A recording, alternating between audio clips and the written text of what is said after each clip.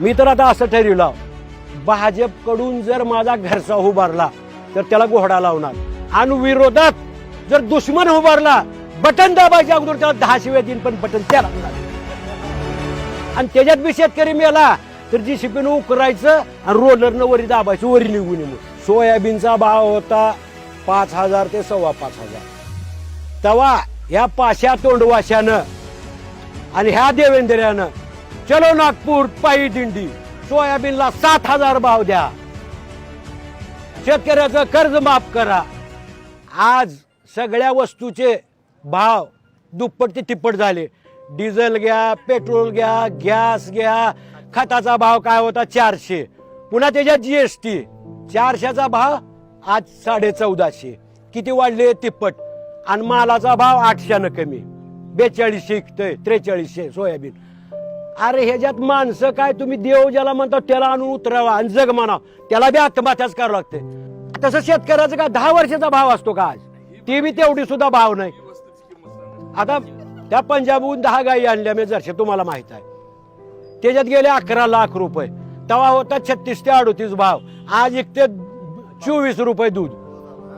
हा, खुराकीचा भाव 1800 रुपये 50 किलो, म्हणजे एका क्विंटलला किती झाले? 3600 रुपये. आणि दुधाचा भाव कमी.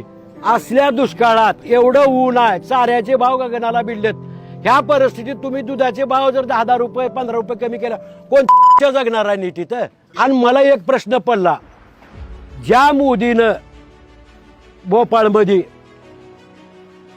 2-4 लाख लोकांपुढे म्हणला की अजित पवारानं 70,000 कोटीचा घोटाळा केलाय.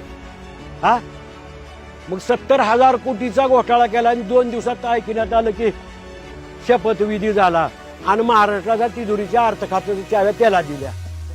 मग मला प्रश्न पडला, ही अन्न खात्यात की वाटाले मला, कारण अन्न खाणार तर एवढं लबाड बोलणार नाही. 100 कोटी पैसे लागले त्या केजरीवालच्या माग, कुठं सापडालं नाही.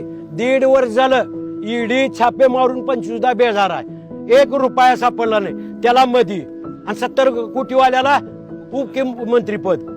वारे देश, ह्याच्या पैसे लोक मेले का देशापाठी?